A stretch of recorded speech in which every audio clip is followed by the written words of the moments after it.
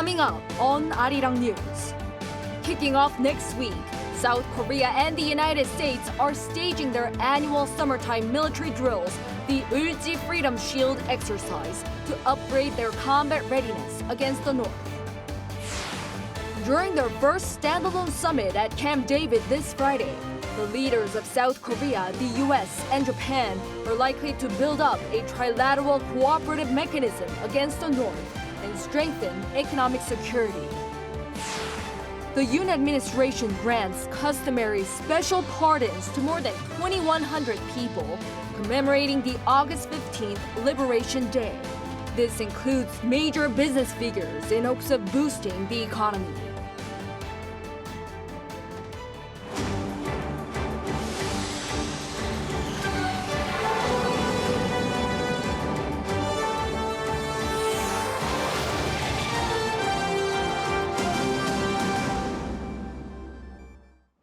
Good evening. It's 9 p.m. here in Seoul.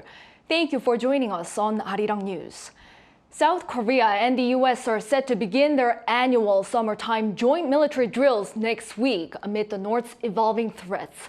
From computer-simulated command post exercises to large-scale field trainings, around 30 field events are in store, more than double compared to last year. Our defense correspondent Paeun-ji leads us off. Military forces from South Korea and the U.S. have announced that they will hold their annual summertime combined exercise later this month to further strengthen their response capabilities. In a joint press briefing on Monday, the two countries revealed that this year's Ulji Freedom Shield exercise, which is a computer-simulated command post exercise, will be based on scenarios that reflect North Korea's evolving nuclear and missile capabilities and lessons learned from recent wars. South Korea and the U.S. have decided to conduct the Ulji Freedom Shield exercise from August 21st to 31st to establish a joint defense posture. Throughout this period, the allies also plan to carry out about 30 combined field training events, more than double compared to last year. They will reportedly be the largest of their kind in recent years. Seoul's Joint Chiefs of Staff explains that this year's exercise will also include drills on responses to cyber attacks and terrorism. And an official from the U.S. Forces Korea said its space forces will newly join the exercise. Since last UFS, one of the changes that we do have now is a space force. So going throughout this exercise, one of the things that we will be focusing on is for commanders to be able to focus on is how do we incorporate multi-domain operations. You have the space component, you have the land component, air, sea, cyber, and the cognitive domains. In December last year, the American military launched a Space Force unit in South Korea under the U.S. Forces Korea Command to focus on coordinating space operations, such as missile warning, position navigation and timing, and satellite communications within the region.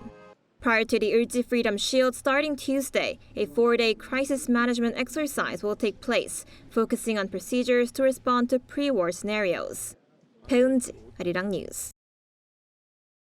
The leaders of South Korea, the U.S., and Japan are this Friday set to meet at Camp David, the American president's country residence. During what's to be their first ever standalone summit, the allies aim to build up a trilateral cooperative mechanism against the North. Economic security also likely to be on the agenda. Our presidential correspondent Oh Soo-young has more. South Korea, the United States, and Japan are discussing joint drills to intercept missiles as part of their trilateral security cooperation against North Korea's threats. That's according to a Seoul presidential official Monday, after a US media reported that the three governments will agree on holding annual joint drills, which would include missile interception exercises using radar, satellite, and integrated weapon systems. The official said the three countries were coordinating ahead of the Camp David talks this week between Presidents Yoon Suk-yeol, Joe Biden, and Prime Minister Fumio Kishida. However, he added that it's too early to comment on whether such developments would mean that Seoul and Tokyo will become part of Washington's missile defense system. Gathering at the secluded presidential venue on Friday, the leaders plan to first and foremost establish a trilateral system for multi-layered cooperation to face security and economic challenges in the Indo-Pacific region. This includes strengthening their joint response to North Korea's growing nuclear and missile capabilities with practical military measures. Another key agenda item is cooperating to procure economic security with talks on supply chains, energy and advanced technologies. With the trilateral framework to strengthen their policy coordination on various issues, the trio also plan to join forces with other regional players like the Association of Southeast Asian Nations and the North Atlantic Treaty Organization to ensure freedom, peace and prosperity in the Indo-Pacific. With the focus on cooperation, a senior official said that the leaders won't discuss Japan's release of Fukushima wastewater and that their joint statement is unlikely to include strong words on China. The Camp David meeting is the first ever standalone summit to be held by the three countries. Their dialogues began in 1994 and were always held on the sidelines of other international events. The talks on Friday add further momentum to fast improving relations between Seoul and Tokyo after the neighbours fully restored bilateral trade and intel sharing in recent months. Seoul says bilateral summits are also likely to take place after a luncheon and a joint press conference at Camp David, marking the longest time that the three countries' leaders have spent together. Officials say that the Camp David meeting will make diplomatic history in the 21st century and a paradigm shift in Indo-Pacific security. Arirang, Arirang News. South Korea will forcefully respond to Pyongyang's threats to the Korean peninsula based on strong ties with the U.S. That's according to South Korea's Unification Ministry on Monday, responding to North Korean leader Kim Jong-un recently visiting weapons factories, adding that it'll not try to explain Kim's actions and that the North should instead prioritize improving public welfare. The ministry also said it's shameful to see Pyongyang focusing on military parades, as the most recent was the regime's second this year. Pyongyang earlier said it had discussed holding a military parade next month to celebrate National Foundation Day. Never before has North Korea held three in the same year under the rule of Kim Jong-un. A day before Korea's National Liberation Day, South Korea's independence fighter Choi Jae-hyung and his wife have been posthumously reunited in spirit after being separated for over 100 years. The Patriot's ministry brought back the remains of the fighter's wife from Kyrgyzstan to finally enshrine the couple together at Seoul National Cemetery. Choi Min-jung reports. The remains of Elena Petrovna Choi have been symbolically reunited with her husband, Korean independence fighter Choi Jae-hyung, after a century-long separation. A day before Korea's National Liberation Day on Monday, the Ministry of Patriots and Veterans Affairs interred the remains in the grave, honoring Choi Jae-hyung in Seoul National Cemetery. Choi's remains have yet to be found following his death at the hands of the Imperial Japanese Army in 1920. Choi, who moved to Russia with his parents at the age of 9, was a successful businessman during the Japanese colonial era. He used his wealth to finance independence fighters and to support hundreds of thousands of Korean immigrants in Siberia.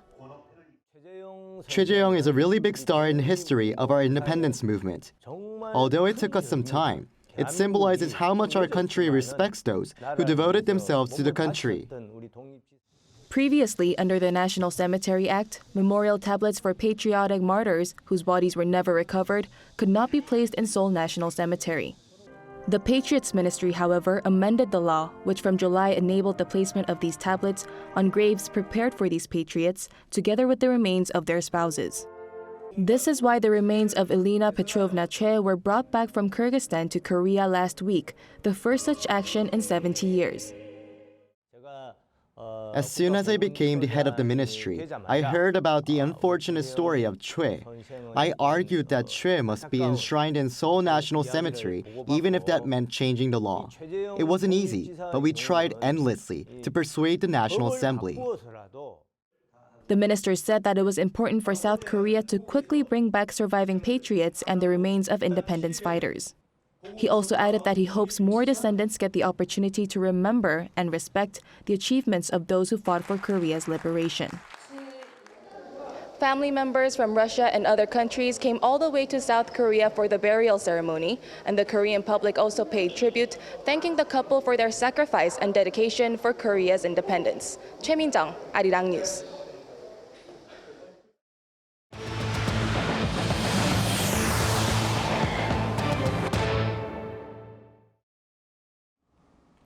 The Yoon administration grants customary special pardons to more than 2,100 people, commemorating the August 15th Liberation Day. This includes major business figures in hopes of boosting the economy, but some raise concerns. Our Kim Do-yeon takes a closer look.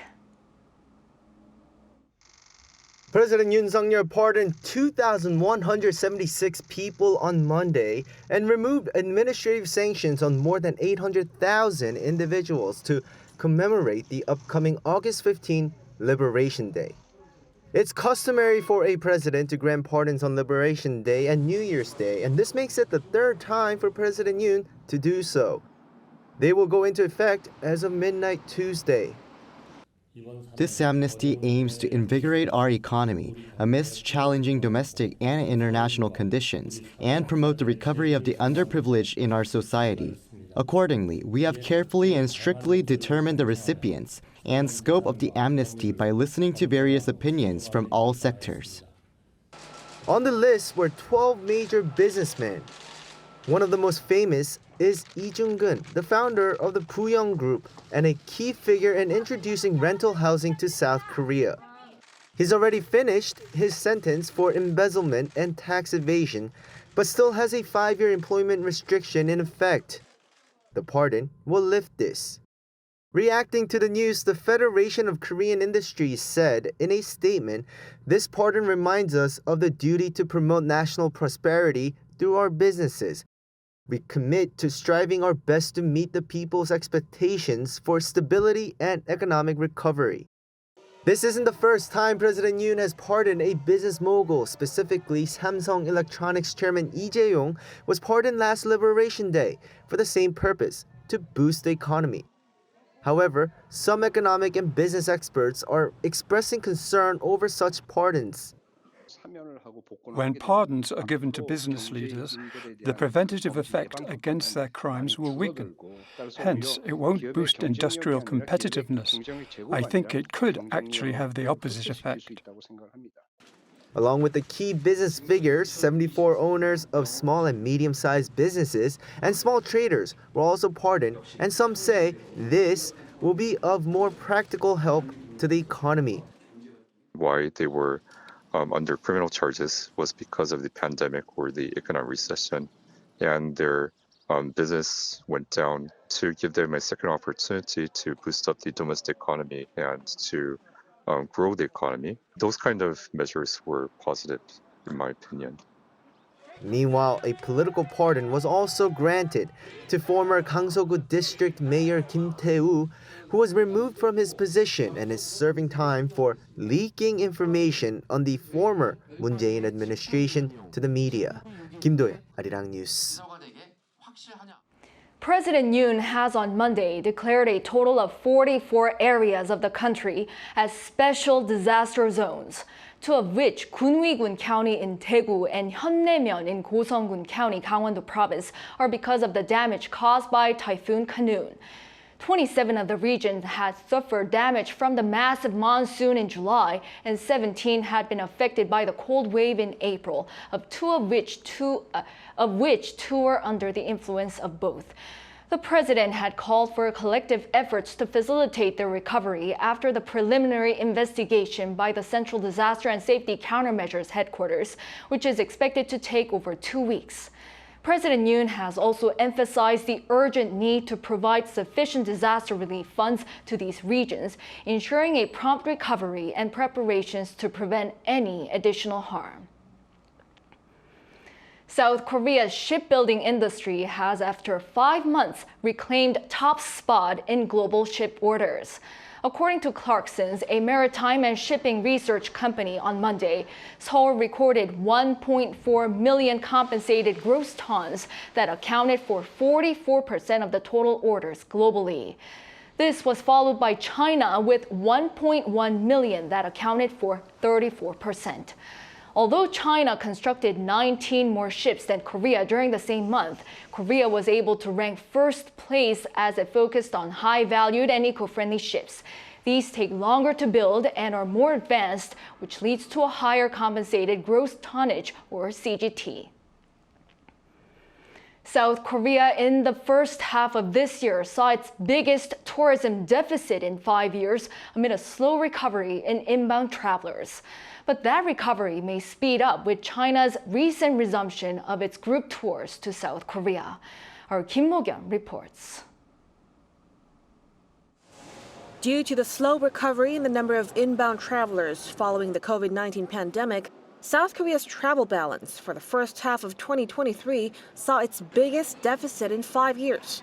The Korea Tourism Organization said Monday that the country's travel balance from January to June recorded a $4.65 billion deficit, the biggest for the time period since 2018. The figure is also a 123% increase compared to last year. The nation's travel balance have been in deficit for 22 consecutive years up to 2022, and if this trend continues to the second half of this year, it could reach its 23rd year in the red. This drop comes as outbound travelers in the first half of the year reached 66% of the 2019 pre-pandemic levels, whereas inbound travelers were only at 52.5%. Experts say that the slow recovery of inbound Chinese travelers, who made up the biggest portion of tourists to South Korea, has had a big impact on the latest figures. In fact, the total number of Chinese tourists to Korea in the first half of this year only amounted to 19.5% of what has been seen in 2019, while tourists from 6 Southeast Asian nations have recovered to 73.5% of 2019 levels already. China has been banning group tours to South Korea since 2017 in an apparent act of retaliation against Seoul's deployment of Washington's Terminal High Altitude Area defense system. But with Beijing's latest decision to resume such tours, there are high expectations that Seoul's travel deficit could shrink in the coming months. Kim Mo-kyun, Arirang News. Despite consumer inflation easing of late, many still feel prices of everyday essentials remain high. Our Lee Soo-jin went to see how people are coping. South Korean residents continue to grapple with high costs. Despite the recent slowdown in consumer price growth, inflation continues to be a serious concern for many. I have more things to buy since it's the summer holiday season, but it feels as though the prices I saw today were even higher than they were yesterday. The Korea Development Institute, a state-run economic think tank, recently revised its annual inflation estimate upwards to 3.5% from 3.4%. What are some ways residents use to cope with the high prices? An increasing number of people are using half-price delivery services offered by convenience stores. We are currently delivering around 1 million packages each month. Half-price delivery services allow customers to send packages from a convenience store for them to be picked up at any branch of the same convenience store chain. They're dubbed half-price delivery services because they're roughly half the price of the regular postal service. It's cheaper than regular postal services because we use our own logistics system. Because they're available at convenience stores across the nation, they're also much more accessible. There are convenience stores everywhere, and they're always operating, so it's available for 365 days, 24/7. People are also cutting spending by shopping at refurbished stores. Refurbished stores offer goods that have been returned by customers or by companies due to minor manufacturing flaws at discounted prices. A wide variety of items from clothes to home appliances are available, and they're in almost pristine condition. Our employees unbox all the products that come in to inspect their quality. There has been an increase in customers since prices began rising. I come here often. I'm able to buy products that I want at a cheaper price. The quality is great. I actually just bought something. One expert says that these options are popular because the slowdown in consumer price growth has not yet brought relief for customers. While the index has gone down, the prices of many everyday essentials that people need remain high. As concerns over rising costs remain high, the number of people seeking affordable options, such as half-price delivery services and items that have been refurbished, is expected to continue to grow. Isujin, Arirang News.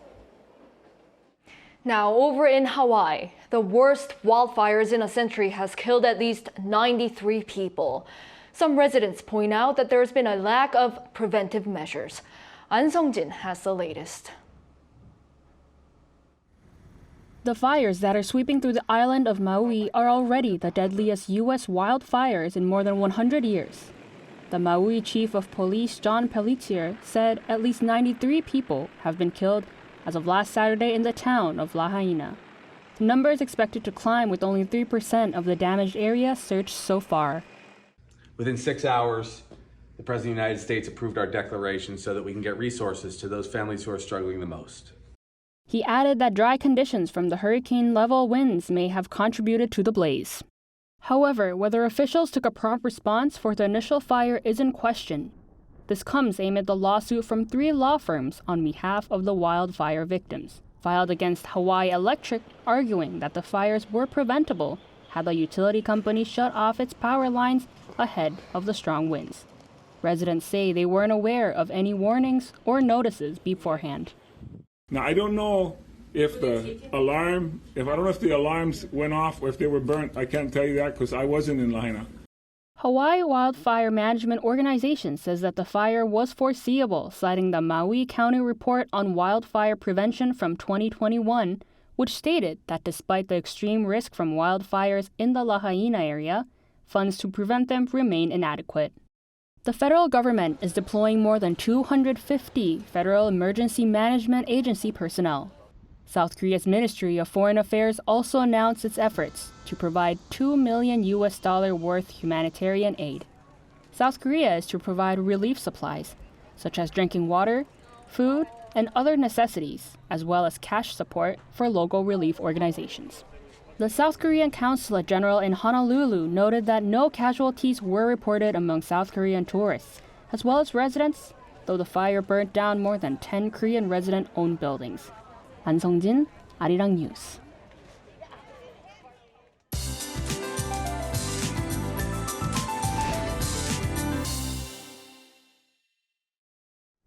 For National Liberation Day tomorrow, sweltering conditions will continue across the nation.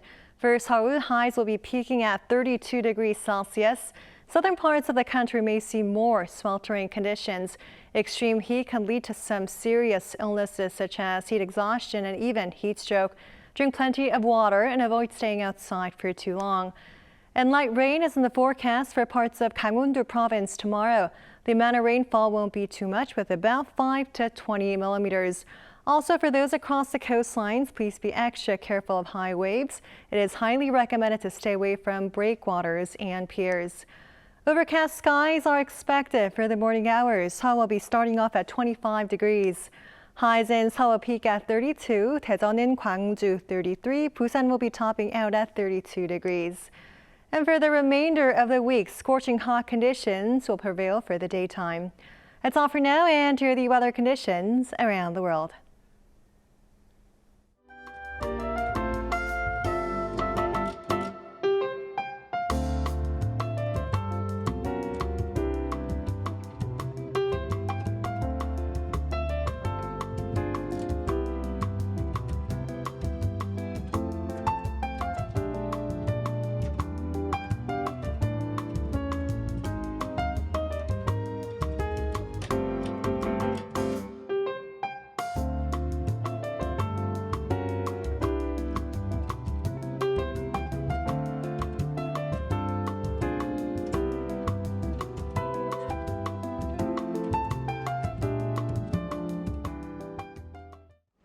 That brings an end to this Monday night newscast. Thank you for watching. We'll be back tomorrow with the latest news. Hope everyone has a good start of the week.